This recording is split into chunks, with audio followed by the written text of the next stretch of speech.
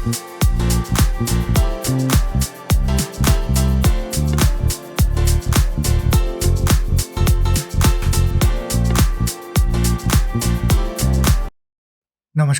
असीम आर्यावर्त में मैं गौरव आप सभी का स्वागत करता हूं और आशा है कि आपने संडे को बहुत अच्छे से एंजॉय किया होगा, आराम किया होगा और कुछ एंटरटेनिंग भी किया होगा अपने दोस्तों के साथ, अपने फैमिली के साथ। तो यहाँ पे एक शुभ समाचार निकल के सामने आ रहा है और ये है भारत और ईटीएफए जो है उनके बीच में एक फ्री ट्रेड एग्रीमेंट का साइन होना। तो आप कहेंगे कि इससे आम लोगों के लिए क्या खुशखबरी है, आम लोगों को ये कैसे इम्पैक्ट करेगा, तो हम उसके बारे में थोड़ा डिटेल में जानेंगे। लेकिन ये एक बहुत ही बड़ी बात है। ये असल में है क्या कि भारत का एक जो वर्चस्व अभी विश्व पटल पे बढ़ता हुआ हमें दिख रहा है, उसमें ये एक और जुड़ चुका है लाइन। तो इसको हम थोड़ा डिटेल में देखेंगे। आगे बढ़ने से पहले मैं आपसे अनुरोध करूंगा कि चैनल को सब्सक्राइब करें, वीडियो को लाइक करें, बेल आइकन को जरूर प्रेस कर दें ताकि जब भी मैं कोई नया वीडियो अपलोड करूं आपको नोटिफिकेशन मिलती रहे, और अधिक से अधिक शेयर भी करते रहे। तो वीडियो भी पूरा जरूर देखें। तो चलिए और उसको थोड़ा डिटेल में देखते हैं। सबसे पहली बात है समाचार। तो समाचार यही है कि इंडिया EFTA जो है उन दोनों के बीच में ट्रेड पैक्ट साइन हुआ है, जो कि फ्री ट्रेड एग्रीमेंट के नाम से जाना जाता है। तो प्रधानमंत्री मोदी ने इनको विन विन सिचुएशन कहा है कि इसमें दोनों जो साइड है उनके लिए अच्छी बात है, दोनों जीतते हैं। तो अब यहाँ से लोगों को ये लग रहा होगा कि यहाँ ETFA जो है उसमें यूरोप का नाम दिया गया है। तो इसका मतलब है कि यूरोप के सारे देशों, क्योंकि यूरोपियन यूनियन हमने नाम सुना है, तो यूरोपियन के सारे देशों के साथ हमारा ट्रेड ये फ्री ट्रेड एग्रीमेंट साइन हुआ है। ऐसी बात नहीं है। और उसका मुख्य कारण है कि ETFA जो है वो असल में 4 देशों का ही यहाँ पे समूह है। तो ये 4 देश जो है वो यूरोपियन यूनियन का हिस्सा नहीं है, और उसमें चारों देश में आपको यहाँ दिख रहा है आइसलैंड पड़ता, लिechtenstein है, नॉर्वे और स्विट्जरलैंड है। तो इन सभी 4 देशों के साथ ही हमारा एक मल्टीलैटरल ही कह ले, मल्टीलैटरल ट्रेड एग्रीमेंट हुआ है। और यूरोपियन यूनियन के साथ हमारा उसमें कनेक्शन नहीं है, लेकिन इससे यूरोपियन यूनियन के भी फ्री ट्रेड एग्रीमेंट के दरवाजे खुल सकते हैं। तो इसीलिए ये एक अच्छी बात है, और इससे ये भी होगा कि हमारा जो अप्रोच है अब यूरोप में और अंदर तक डीपली जा सकता है। तो आगे देखेंगे कि इसमें क्या क्या फ़ायदे हैं। तो सबसे पहली बात है कि ये जो डील साइन हुआ है उसमें 100 बिलियन डॉलर, 100 अरब डॉलर का कमिटमेंट भारत ने लिया है, और 10 लाख जॉब्स जो है वो भी इस ट्रेड के तहत बनने की संभावना है। लेकिन वो तो 15 सालों का एक प्रॉमिस है, उसमें क्या क्या होता है वो डिपेंड करेगा इसमें क्या क्या अब जो सेक्टर्स हैं वो आएंगे। तो big opportunities in pharma, medical devices, food and research and development, ये हमारे कॉमर्स मिनिस्टर जो है पीयूष गोयल उन्होंने कहा है। तो 10 lakh jobs over 15 year period in exchange for tariff concession for their pharma, chemical products, minerals among other items। तो ये बहुत कुछ यहाँ पे जो है उसके। अब FTA जो होता है उसमें क्या होता है, FTA से पहले अगर 2 देशों के बीच में या ग्रुप ऑफ कंट्रीज उन दोनों के बीच में FTA साइन नहीं होता है, तो दोनों देश एक दूसरे के जो प्रोडक्ट होते हैं जो एक्सपोर्ट किए जाते हैं उन पे टैरिफ डाल दिया जाता है। तो टैरिफ मतलब कस्टम जो फ़ी होती है, कस्टम टैक्स ही कह सकते हैं, उनको टैरिफ कहा जाता है। तो बाहर के आने वाले सामानों पे ज़्यादा कस्टम टैक्स लगा दिए जाते हैं, जिससे उनकी जो प्राइसेस है वो बढ़ जाती है आम कंज्यूमर्स के लिए। तो उसी को हटाने के लिए फ्री ट्रेड एग्रीमेंट किया जाता है।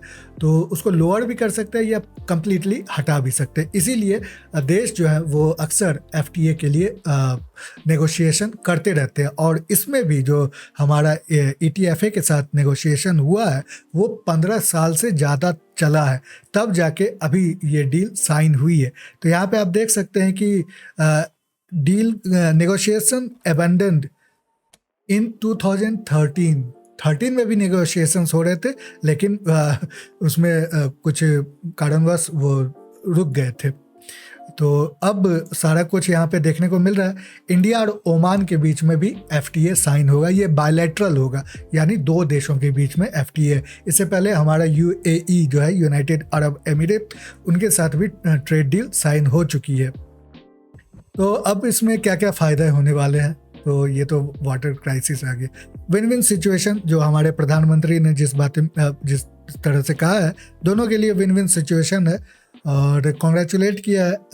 इसको कहा जाता है, इसको पूरी तरह से कहा जाता है India EFTA trade and economic participation agreement, TEPA नाम दिया गया है इसका।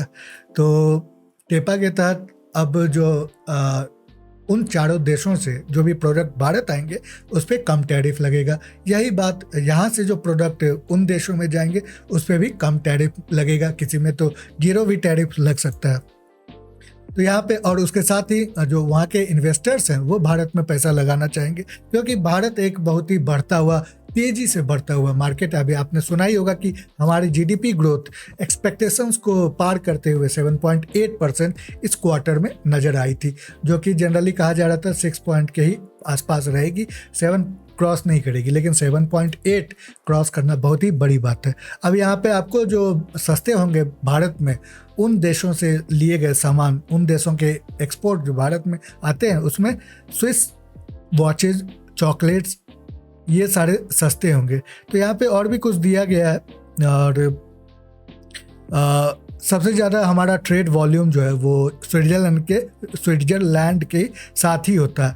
मेरा इसमें कहना है कि आपको इन देशों के पास इनोवेशन में बहुत कुछ है देने के लिए, खासकर स्विट्जरलैंड, नॉर्वे जो है, वहाँ पे बहुत इनोवेटिव आइडियाज़ होते हैं, वहाँ रिसर्च बहुत होते हैं। तो उनके अगर टेक्नोलॉजी वो भारत के साथ शेयर कर सकते हैं तो हमें बहुत ही अधिक फायदा होगा फ्यूचर में भी। इसी तरह चाइना के साथ भी बहुत देशों ने टेक्नोलॉजी शेयर की थी, जिसके कारण आज वो इतने ऊपर है। उसमें अमेरिका और जापान भी शामिल है, जो कि एक तरह से उनके राइवल माने जाते हैं। लेकिन 90 के दशक में उन्होंने इस तरह के टेक्नोलॉजीज अमेरिका और जापान ने चाइना को दिए हैं, जो आज वो बुलेट ट्रेन अपने आप से बना रहे हैं। तो वो सारे टेक्नोलॉजी वहाँ से आए हैं। अब यहाँ पे देखें, वॉचेस, चॉकलेट्स, बिस्किट्स, ये सब तो होंगे ही, और उसके बाद मिनरल्स है, सी फूड होगा, tuna, Simon, Mediterranean fruits, coffee, different oil, variety of sweets, processed food and wine. तो अल्कोहल भी, जो वाइन आते हैं स्विस वाइन, वो उसके भी जो दाम है वो कम होंगे। साथ में जो स्विस चीज़ आती है और उसके भी दाम कम होंगे।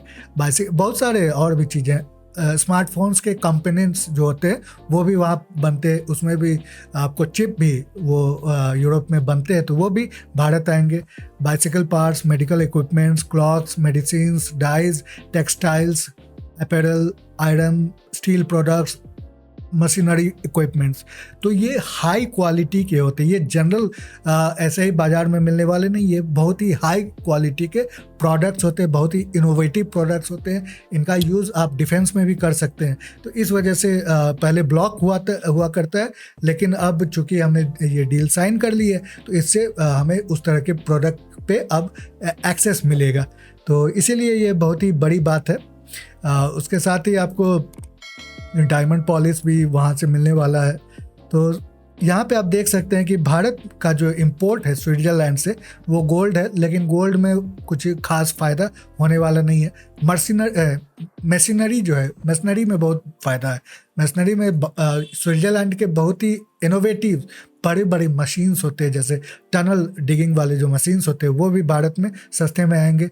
वहाँ पे बहुत सारे बड़े फार्मास्यूटिकल्स कंपनीज है, वो वहाँ पे बिजनेस अपना मतलब उनके हेडक्वार्टर्स है, वो भी भारत आएंगे। कोक एंड स्टीम कोल, पता नहीं स्विट्जरलैंड कोल भी बेचता है। ऑप्टिकल इंस्ट्रूमेंट, ये बहुत ही बड़ी बात, ऑप्टिकल इंस्ट्रूमेंट बहुत कम देशों के पास उनकी टेक्निक अवेलेबल है, तो उनके आना भी एक बहुत ही बड़ी बात होगी। और सब तो खाने पीने की चीज़ें हैं। तो भारत की तरफ से जो है उसको, जो आपको कह सकते हैं एग्रीकल्चरल प्रोड्यूस, जैसे फल सब्जी वगैरह, उसको उस पर कोई कॉम्प्रोमाइज़ नहीं किया गया है। वो बाहर से नहीं आएंगे, क्योंकि अगर बाहर से वो सामान आते, हमें ऐसी चीज़ें चाहिए जो भारत में नहीं बनती है, वैसी चीज़ें नहीं चाहिए जो भारत में बनती है। अगर आप बाहर से फ्री ट्रेड एग्रीमेंट के तहत लेके आएंगे तो फिर भारत की अपनी जो प्रोडक्ट है वो डाउन हो जाएगी। इस वजह से इन सभी चीज़ों में इतने सालों से नेगोशिएशंस चलते ही आते हैं, और उसके बाद भी ऐसा लगता है कि जैसे इसमें $100 बिलियन और 10 लाख जॉब का कमिटमेंट 15 सालों में किया गया है, तो उसमें ये भी बात, एक कंडीशन अप्लाई की गई है कि अगर वो जॉब या फिर वो $100 बिलियन का इन्वेस्टमेंट नहीं आता है तो फिर वो टैरिफ फिर से बढ़ा दी जाएगी, तो उसमें कोई कॉम्प्रोमाइज़ नहीं होने वाला।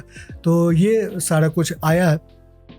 एफटीए आप समझ रहे हैं कि अब यूरोप के 4 देशों के साथ जो मेजर मैन्युफैक्चरिंग कंट्रीज हैं, और भी बहुत चीज़ें होती है, मैं आपको बताता हूँ क्या क्या हमें फ़ायदा होने वाला है।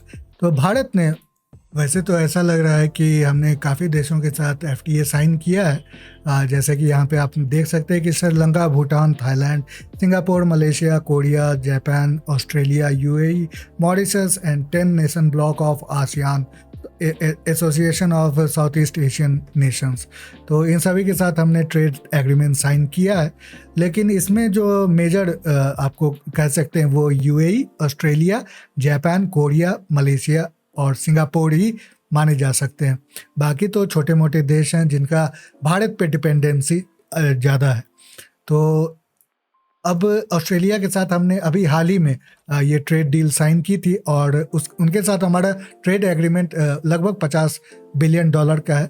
लेकिन अब एफटीए डील साइन होने के बाद हम ऑस्ट्रेलिया के नंबर 2 ट्रेडिंग पार्टनर बन सकते हैं, या नंबर 1 भी बन सकते हैं, क्योंकि अभी हम 6th पोजीशन पे हैं। और ऑस्ट्रेलिया हमें एक्सपोर्ट करता है कोल, जो कि उनकी सबसे अच्छी क्वालिटी की जो कोल होती है, कोयले, वो ऑस्ट्रेलिया से ही आते हैं। फिर उनके पास गोल्ड का भंडार है, कॉपर का भी भंडार है, तो उनसे अब हम सस्ते में कॉपर, गोल्ड और इस तरह के मिनरल्स जो है वो इंपोर्ट कर सकते हैं। और भारत से जो ऑस्ट्रेलिया, वो एग्रीकल्चरल प्रोडक्ट्स भी जाते हैं, jewellery, pearl, engineering goods and production, जो फिनिश्ड इंजीनियरिंग गुड्स हैं वो भी ऑस्ट्रेलिया जाते हैं। ऑस्ट्रेलिया के पास ज़्यादा लेबर फोर्स नहीं है, इस वजह से भारत उनको हेल्प कर सकता है। पहले वो चाइना पे डिपेंडेंट थे, ऑस्ट्रेलिया और चाइना के बीच में बहुत ही अच्छे ट्रेड के समझौते थे, लेकिन फिर कोविड आया और उसमें आपको बहुत ब्लेम गेम देखने को मिला है। तो यहाँ पे आप देख सकते हैं कि अब वो भारत को ही चाइना को रिप्लेस करके भारत के साथ ट्रेड डील साइन करना चाहते हैं। तो ये आपको यहाँ पे agricultural product, jewellery, engineering goods, leather goods, finished product, footwear, travel goods, textile, makeup, apparel, chemical by products. और ऑस्ट्रेलिया के सामने के बारे में बता ही दिया, उनके मिनरल्स भारत में बहुत आते हैं। इवन मैं उम्मीद करता हूँ, या ये होपफुली ऐसी एग्रीमेंट्स है जिसमें यूरेनियम जो है वो भी ऑस्ट्रेलिया भारत को एक्सपोर्ट करता होगा। तो ये एक बहुत ही बड़ी बात है ऑस्ट्रेलिया के साथ, और इस वजह से हमें अभी तो इस तरह के कई और आपको एफटीए साइन होते दिखेंगे, जिसमें यूके के साथ भी एक एफटीए साइन होता दिखने वाला है। कनाडा के साथ बात चल रही है, लेकिन कनाडा में जो उसके प्रधानमंत्री है जस्टिन ट्रूडो, वो इस तरह से भारत के अगेंस्ट बातें करते हैं, इस वजह से वो एफटीए पे नेगोशिएशन जो है वो अभी डाउन चल रही। तो कनाडा का शायद अभी नहीं होगा। उसके अलावा ओमान का आपने देखा ही है। अमेरिका के साथ हो सकता है कि फ्यूचर में हो। जापान के साथ तो हमारा है ही। जर्मनी और भी यूरोपियन के बाकी देश, उनके साथ भी हमारा ट्रेड एग्रीमेंट हो सकता है। एफटीए में ये देखना बहुत ही ज़रूरी है कि आपका ट्रेड डेफिसिट जो है वो इतना नीचे ना हो। जनरली फेवर किया जाता है कि जिनके साथ ट्रेड कर रहे हो, अगर मान लें कि 10 बिलियन का ट्रेड आप एक देश के साथ कर रहे हैं और 10 बिलियन में आपका जो ट्रेड वॉल्यूम उनके तरफ जाता है वो 6 बिलियन का ट्रेड वॉल्यूम है, यानी आप उनको 6 बिलियन के प्रोडक्ट्स एक्सपोर्ट करते हैं, और उनका जो इंपोर्ट आता है हमारे उसमें तो वो 4 बिलियन का आता है। तो हमारे पास 2 बिलियन का ट्रेड सरप्लस होता है। तो फेवरेबल यही माना जाता है कि अगर आप एफटीए साइन करते हैं तो आपका ट्रेड सरप्लस होना चाहिए। अगर नहीं भी है तो ट्रेड डेफिसिट इतना बड़ा ना हो जिससे आपके अंदर ही सारे के सारे उनके प्रोडक्ट आते रहे, वो कमाई करते रहे। जैसे रशिया के साथ अगर हमने एफटीए साइन कर ली तो रशिया के जो ट्रेड वॉल्यूम है वो भारत में अधिक आते हैं, भारत से जो सामान जाते हैं रशिया वो कम होते हैं, तो इस वजह से उनका ट्रेड डेफिसिट, ट्रेड सरप्लस ज़्यादा है और उनको फ़ायदा होने वाला ज़्यादा एफटीए में। तो इसीलिए उनके साथ हम ट्रेड डील साइन नहीं कर रहे हैं। ऑस्ट्रेलिया के साथ, सॉरी, अमेरिका के साथ लगभग सेम ही है। खैर, ये इसी वजह से जो ट्रेड डील है वो बहुत ही नेगोशिएट करना पड़ता है। अब इसमें एक ट्रेड डील बहुत सालों से चली आ रही थी और वो था रिसेप। तो रिसेप रीजनल कॉम्प्रिहेंसिव इकोनॉमिक पार्टनरशिप, ये रिसेप थी। आप देख सकते हैं कि इस मैप में कितने देश जो थे वो शामिल थे और रिसेप हो चुकी है, ये सारे देश जो है वो साइन कर चुके हैं, लेकिन भारत भी इसमें आने वाला था। इस भारत ने रिजेक्ट कर दिया और रिसेप जो है वो डील ख़त्म हो गई एक तरह से। तो बहुत सारे देश थे, चाइना भी, और मुख्य कारण था कि चाइना इसमें था। तो चाइना के साथ हम इनडायरेक्टली एक तरह से एफटीए डील साइन कर रहे थे अगर हम रिसेप में हिस्सा बन जाते। तो उसका हमें क्या घाटा मिलता? तो वैसे भी चाइनीज़ जो है वो डंपिंग में माहिर है, तो उनके पास प्रोडक्शन बहुत अधिक है। तो वो क्या करते हैं कि जिस देश में अपना कंट्रोल वो दिखाना चाहते हैं, जैसे मान लें कि हम भारत में ही आपको मोबाइल फ़ोन चाइनीज़ बहुत दिख रहे हैं, एक से एक कंपनी, और वो इतना प्रॉफिट देते हैं, इतना प्रॉफिट मार्जिन देते हैं क्योंकि उनकी मैन्युफैक्चरिंग स्केल जो है वो बहुत हाई है। तो इस वजह से उनके पास बहुत सामान है। तो भारत के अपने जो यहाँ के प्रोड्यूसर्स थे, मोबाइल ब्रांड्स थे, वो ख़त्म हो गए। जैसे आपको याद होगा कि एक स्पाइस आती थी, माइक्रोमैक्स, इंटेल, इन सभी के ब्रांड आते थे, सारे गायब हो गए और चाइनीज़ मोबाइल अब पूरा डोमिनेट करता है भारतीय मार्केट। तो वही उसमें आपको जो एग्रीकल्चरल एस्पेक्ट था वो भी रिसेप में साइन होना था, इस वजह से भारत उसको हटा दिया। अगर ऐसा हो जाता तो चाइना के प्रोडक्ट्स, आपको जैसे चाइना राइस प्रोडक्शन करता है तो वो सारे के सारे भारत भेजता रहता। तो इस वजह से हमारे पास जो हमारे अपने प्रोड्यूसर्स हैं, हमारे किसान हैं, उनको फ़ायदा कम होने लगता। तो इस वजह से भारत ने उस डील को साइन ही नहीं किया, और बहुत ही अच्छी बात है कि उस डील को साइन करना नहीं चाहिए था। तो इसी तरह हमने देखा है कि अमेरिका, जब वहाँ पे ट्रंप आया करता, ट्रंप की प्रेसिडेंसी थी, उस समय उन्होंने दो डील से हट के एक नया डील उन्होंने कोशिश की थी। एक ट्रांस पैसिफिक ट्रेड डील थी, TTPT कुछ नाम था इसी तरह, जो कि जापान के साथ और साउथ कोरिया, उसको रीनेगोशिएट किया गया। और उसके बाद फिर उन्होंने कनाडा और मेक्सिको के साथ फिर से ट्रेड डील साइन किए थे, क्योंकि उन्होंने देखा कि अमेरिका का फ़ायदा कम हो रहा है इस वजह से, और इनका फ़ायदा बहुत है क्योंकि ये एक्सपोर्ट करते थे और अमेरिका मार्केट है तो वो इंपोर्ट करता था। उसी तरह भारत भी एक बड़ा मार्केट है, तो भारत अगर इंपोर्ट करने लगेगा तो हमारी अपनी जो है वो सारे कंपनीज बैठ जाएंगे। इस वजह से ये सारी चीज़ें देखी जाती है एफटीए में। तो ये था इंडिया और भारत और यूरोपियन फ्री ट्रेड एसोसिएशन, यानी 4 देश, लिechtenstein, नॉर्वे, उसके बाद स्विट्ज़रलैंड और आइसलैंड, इन सभी देशों के साथ हमने एक ट्रेड डील साइन की है और ये पॉजिटिव है। इससे हमें और फ़ायदा इनडायरेक्टली ये भी होगा कि जो हमारे प्रोडक्ट हैं, मान लें एग्जाम्पल के तौर पे भारत के प्रोडक्ट जो है वो पाकिस्तान में बैंड है, लेकिन इसके बावजूद जो है भारत के प्रोडक्ट्स पाकिस्तान के मार्केट में आराम से मिलते हैं। और उसका मुख्य कारण क्या है कि पाकिस्तान जो है वो भारतीय प्रोडक्ट्स को थ्रू दुबई इंपोर्ट करता है, यानी पहले दुबई जाते हैं हमारे सामान और वहाँ से इंपोर्ट होके पाकिस्तान जाते हैं। उसी तरह अगर हम यूरोप की बात करें तो स्विट्ज़रलैंड के थ्रू कई देशों में हमारे प्रोडक्ट्स जा सकते हैं, और वहाँ के जो लोग हैं वो भी ऑफिस खोलेंगे भारत में, और भारत से उनका मतलब जो टैरिफ कम होगी तो वो यूरोपियन मार्केट में अपने सामान भेज सकते हैं। तो भारत में भी इसीलिए जॉब क्रिएशन यहाँ पे होने वाली है। तो ये सारे कुछ फ़ायदे हैं, और आपको प्रोडक्ट जो प्राइसेस है वो कम मिलेंगे। अगर भारत में आपके प्रोडक्ट बनते हैं तो ऑब्वियस बात है ऑटोमेटिकली उसके प्राइसेस कम होते चले जाएंगे, लेकिन जब आप इंपोर्ट करते हैं तो आपको प्राइसेस चुकानी पड़ती है। तो ये सारा मामला था। तो ये था भारत और EFTA के बीच में ट्रेड एग्रीमेंट, जिसको टेपा कहा जाता है, और पूरा डिटेल मैंने आपके सामने रखी है। आपको ये बातें कैसी लगी, आप मेरे कमेंट सेक्शन में अपने विचार मुझे व्यक्त कर सकते हैं। साथ में फेसबुक और ट्विटर पे भी आप हमारे साथ जुड़ सकते हैं। सेम असीम आर्यावर्त के हैंडल के नाम से अकाउंट है। और फिर से अनुरोध है कि चैनल को सब्सक्राइब करें, वीडियो को लाइक करें, बेल आइकन को जरूर प्रेस कर दें, ताकि जब भी मैं कोई नया वीडियो अपलोड करूँ आपको नोटिफिकेशन मिलती रहे और अधिक से अधिक शेयर भी करते रहे। अगली बार फिर एक नए वीडियो के साथ आपके सामने हाजिर होते हैं। और साथ में वीडियो को पूरा देखने के लिए धन्यवाद। तब तक के लिए नमस्ते, जय हिंद।